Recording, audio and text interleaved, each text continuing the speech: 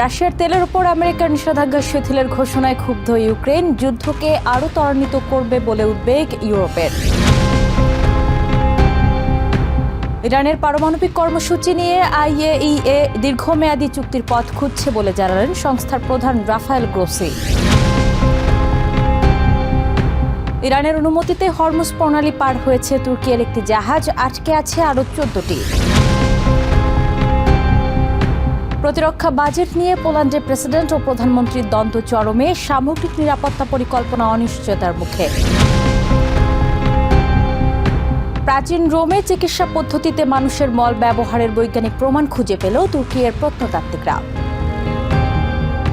ইউরোপের হালনাগাদ ও বৈচিত্র্যময় খবরাখবর আপনাদের সামনে এক নজরে তুলে ধরছি আমি নূর।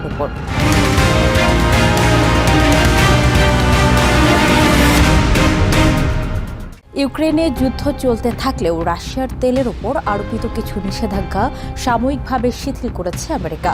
সমুদ্রে আটকে থাকা রাশিয়ান তেল কিনতে সংশ্লিষ্ট বিভিন্ন দেশকে 30 দিনের ছাড় দেওয়া হয়েছে। ওয়াশিংটন বলছে, ইরান যুদ্ধের কারণে অস্থির হয়ে ওঠা বৈশ্বিক জ্বালানি বাজার স্থিতিশীল করতেই এই সিদ্ধান্ত। তবে এই পদক্ষেপে ক্ষুব্ধ ইউক্রেনের প্রেসিডেন্ট জেলেনস্কি এবং দেশটির সাধারণ মানুষ। রাশিয়ার তেলের ওপর নিষেধাজ্ঞা আংশিক শিথিল করার সিদ্ধান্তে কড়া প্রতিক্রিয়া জানিয়েছেন ইউক্রেনের প্রেসিডেন্ট ভলোদিমির জেলেনস্কি। ফ্রান্স সফরে গিয়ে প্রেসিডেন্ট ইমানুয়েল ম্যাক্রোর সঙ্গে এক যৌথ সংবাদ সম্মেলনে শুক্রবার তিনি বলেন, এই সিদ্ধান্ত যুদ্ধ থামাতে সহায়তা করবে না, বরং রাশিয়ার হাতে আরও অর্থ তুলে দেবে। আমরা এমন কিছু সংকেত পাচ্ছি যে এই পদক্ষেপের উদ্দেশ্য পরিস্থিতি স্থিতিশীল করা, কিন্তু আমার মতে বাস্তবতা সম্পূর্ণ ভিন্ন। নিষেধাজ্ঞা শিথিল হলে রাশিয়াকে যুদ্ধের জন্য প্রায় $10 বিলিয়ন এনে দিতে পারে। এটি নিশ্চয়ই শান্তি প্রতিষ্ঠায় সহায়তা করে না। রাশিয়া এই অর্থ ব্যয় করবে বিশেষ করে ড্রোনের জন্য, যেগুলো ব্যাপকভাবে ইউক্রেনের উপর হামলা চালায়। রাশিয়ার উপর আমেরিকার এই নমনীয় আচরণে ক্ষুব্ধ ইউক্রেনের সাধারণ মানুষও। তাদের মতে, নিষেধাজ্ঞা শিথিলতার ফলে অর্জিত অর্থ রাশিয়া আবার যুদ্ধেই ব্যয় করবে। যে আগ্রাসী দেশ প্রতিদিন ইউক্রেনিয়ানদের হত্যা করছে, সে দেশকে সমর্থন দিচ্ছেন ট্রাম্প, অথচ তিনি বলেন তিনি আমাদের পাশে আছেন। এটি আমাদের জন্য বিস্ময়কর। যে নিষেধাজ্ঞাগুলো আমাদের জন্য গুরুত্বপূর্ণ সেগুলো তুলে নেওয়া হচ্ছে, এতে রাশিয়ার অবস্থা আরো ভালো হবে এবং তারা আরো বেশি ক্ষেপণাস্ত্র ও ড্রোন তৈরি করবে। অর্থ থাকলে তারা তত বেশি সময় ধরে যুদ্ধ চালিয়ে যাবে।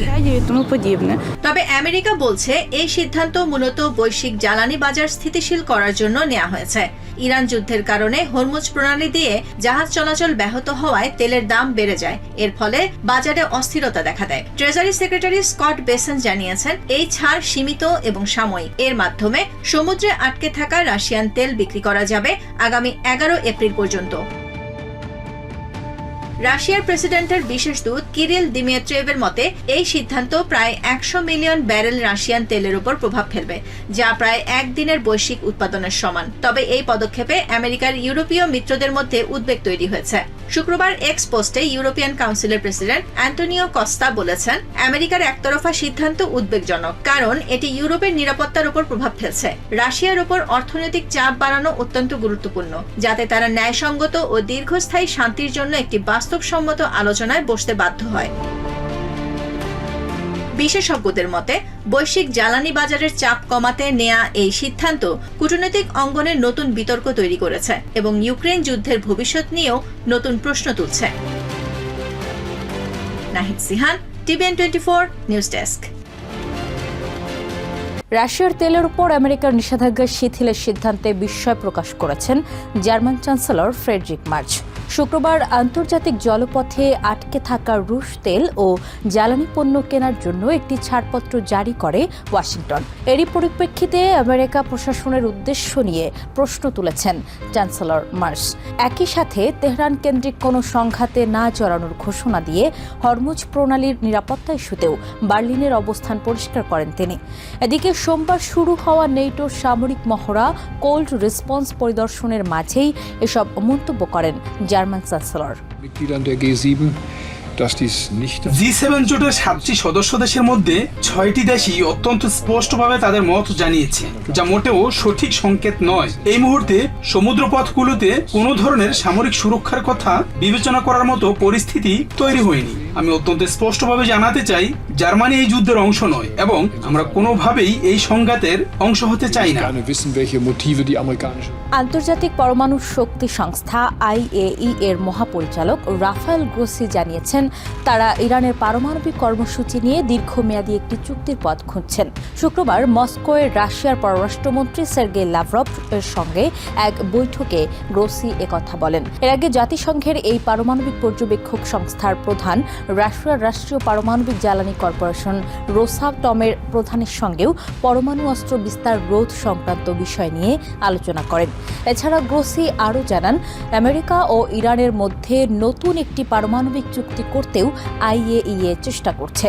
একই সঙ্গে ইরানের পারমাণবিক কর্মসূচির দীর্ঘমেয়াদী সমাধান খুঁজতে আবারও আলোচনা শুরু হবে বলে আশা করেছেন IAEA প্রধান। ইরান ইসরায়েল যুদ্ধের উত্তেজনার মধ্যেই হরমুজ প্রণালীতে আটকে পড়া তুর্কির একটি জাহাজ বের হয়ে যাবার অনুমতি পেয়েছে। বৃহস্পতিবার তুর্কির পরিবহন ও অবকাঠামো মন্ত্রী আব্দুল কাদির ওরালুগলু জানান, তেহরানের বিশেষ অনুমতি নিয়ে রোজানা নামের ওই জাহাজটি ওই প্রণালী এলাকা অতিক্রম করে। তিনি বলেন, জাহাজটি এর আগে ইরানের একটি বন্দর ব্যবহার করায় তেহরান সেটিকে পার হওয়ার অনুমতি দেয়। তবে হরমুজ প্রণালীতে তুর্কির মালিকানাধীন আরও 14টি জাহাজ এখনও আটকা পড়ে আছে, যার নিরাপত্তায় সর্বোচ্চ সতর্কবার্তা জারি করেছে আঙ্কারা। আটকে পড়া জাহাজগুলোতে 171 জন ক্রু রয়েছেন বলে জানিয়েছে দেশটি। তুর্কির নাবিকদের নিরাপত্তা এবং বাকি জাহাজগুলোর নিরাপদ প্রস্থানের বিষয়ে ইরানি কর্তৃপক্ষের সাথে সার্বক্ষণিক যোগাযোগ রক্ষা করছে এরদোয়ান প্রশাসন। হরমুজ প্রণালীতে বর্তমানে প্রায় 800টি জাহাজ আটকা পড়ে আছে। বিভিন্ন শ্রেণীর এসব নৌযানের পাশাপাশি যাত্রীসহ 6টি ক্রুজ শিপও সেখানে অপেক্ষমান। আমাদের আটকে পড়া 15টি জাহাজের মধ্যে কেবল একটিকে আমরা পার করতে পেরেছি, কারণ সেটি ইরানের একটি বন্দর ব্যবহার করেছিল। আমরা ইরানি কর্তৃপক্ষের সাথে যোগাযোগ রক্ষার চেষ্টা করছি, তবে বর্তমানে পরিস্থিতি খুব একটা অনুকূল নয়।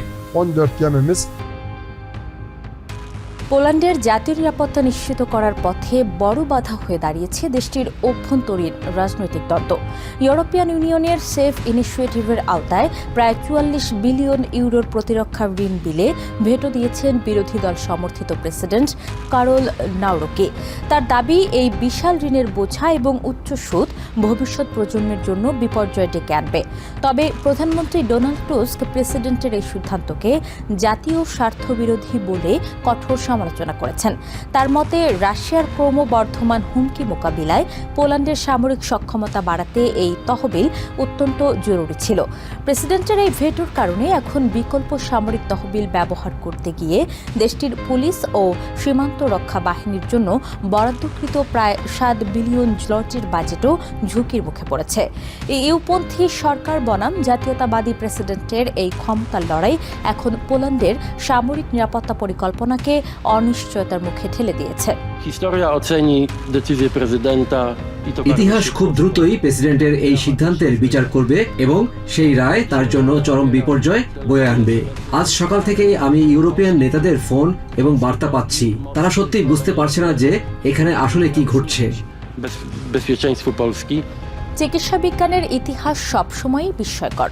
প্রাচীন রোম সাম্রাজ্যে সুগন্ধি বা ভেষজ তেলের ব্যবহারের কথা আমরা অনেকেই জানি, কিন্তু এবার তুর্কির এক গবেষণায় বেরিয়ে এসেছে সম্পূর্ণ ভিন্নধর্মী ও চমকপ্রদ এক তথ্য। প্রত্নতাত্ত্বিকরা দাবি করছেন, প্রাচীন রোমের চিকিৎসার কাজে ব্যবহার করা হতো মানুষের মল।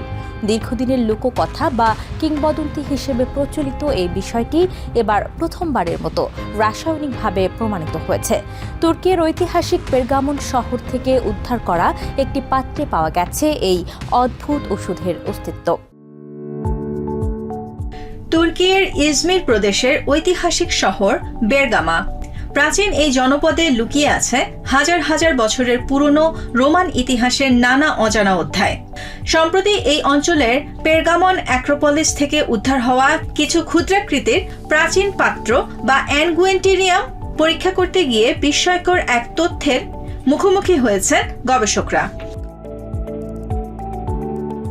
প্রত্নতাত্ত্বিকরা মূলত সুগন্ধি বা প্রসাধন সামগ্রীর অবশিষ্টাংশ খুঁজছিলেন, কিন্তু রাসায়নিক বিশ্লেষণে যা বেরিয়ে এলো তা ছিল কল্পনারও বাইরে। গবেষক দলের সদস্য অধ্যাপক সিঙ্কার আতিলা এবং ইলকার ডেমির বোলাত নিশ্চিত করেছেন যে প্রায় 2000 বছরের পুরনো এই পাত্রে মানুষের মল এবং বনজ থাইম তেলের মিশ্রণ পাওয়া গেছে, যা মূলত তৎকালীন সময়ে ওষুধ হিসেবে ব্যবহৃত হতো। Antik çağda gerek insan gaytısı, আমরা আসলে সুগন্ধির অস্তিত্ব খুঁজছিলাম, কিন্তু পেয়ে গেলাম মানুষের মলের অবশিষ্টাংশ। এটি একদিকে যেমন আমাদের অবাক করেছে, তেমনি বৈজ্ঞানিকভাবে আমাদের আনন্দিতও করেছে, কারণ এর মাধ্যমে প্রাচীন রোমান চিকিৎসকদের লেখা নথিপত্র এখন বৈজ্ঞানিকভাবে প্রমাণিত হলো। kullanılmadığını gerçekten প্রাচীন রোমের বিখ্যাত চিকিৎসক গ্যালেনের বিভিন্ন নথিতে মানুষের মলকে ওষুধ হিসেবে ব্যবহারের উল্লেখ থাকলেও এতদিন তার কোনো রাসায়নিক প্রমাণ ছিল না। গবেষকরা বলছেন, মলের তীব্র দুর্গন্ধ দূর করতে এবং এর কার্যকারিতা বাড়াতে এতে মেশানো হতো আনাতোলিয়াম থাইম তেল। সংক্রমণের চিকিৎসা এবং ক্ষত নিরাময়ে এই মিশ্রণটি সরাসরি ত্বকে প্রয়োগ করা হতো। Dedik ki bunun içerisinde insan dışkısı var. Roman চিকিৎসকরা জানতেন যে এটি ব্যবহারের মানুষের মনে চরম অস্বস্তি তৈরি হতে পারে, তাই তারা এর সাথে সুগন্ধি থাইম তেল মেশানোর পরামর্শ দিয়েছিলেন। আমাদের ল্যাব পরীক্ষায় ঠিক সেই মিশ্রণটি পাওয়া গেছে, যা প্রাচীন চিকিৎসা বিজ্ঞানের প্রামাণ্য দলিল হিসেবে কাজ করবে। Hatta bu kekik de পেরগামনের এই অঞ্চলটি একসময় চিকিৎসা সেবার প্রধান কেন্দ্র হিসেবে পরিচিত ছিল। ধারণা করা হচ্ছে এই বিশেষ ওষুধটি এই এলাকার হাসপাতালগুলোতে, এমনকি গ্ল্যাডিয়েটরদের চিকিৎসায় ব্যবহৃত হয়ে থাকতে পারে। চিকিৎসা বিজ্ঞানের শেকড় সন্ধানে তুর্কির এই আবিষ্কার এক নতুন দিগন্ত উন্মোচন করল। Nahid Sihan, TVN 24 news desk. এক নজরে ইউরোপের আরও নানা খবর পেতে চোখ রাখুন TVN 24 নিউজ নেটওয়ার্কের ইউটিউব ও ফেসবুক পেজে। নিউ ইয়র্ক থেকে সম্প্রচারিত TVN 24 টেলিভিশন বিশ্বজুড়ে বাঙালির কণ্ঠস্বর।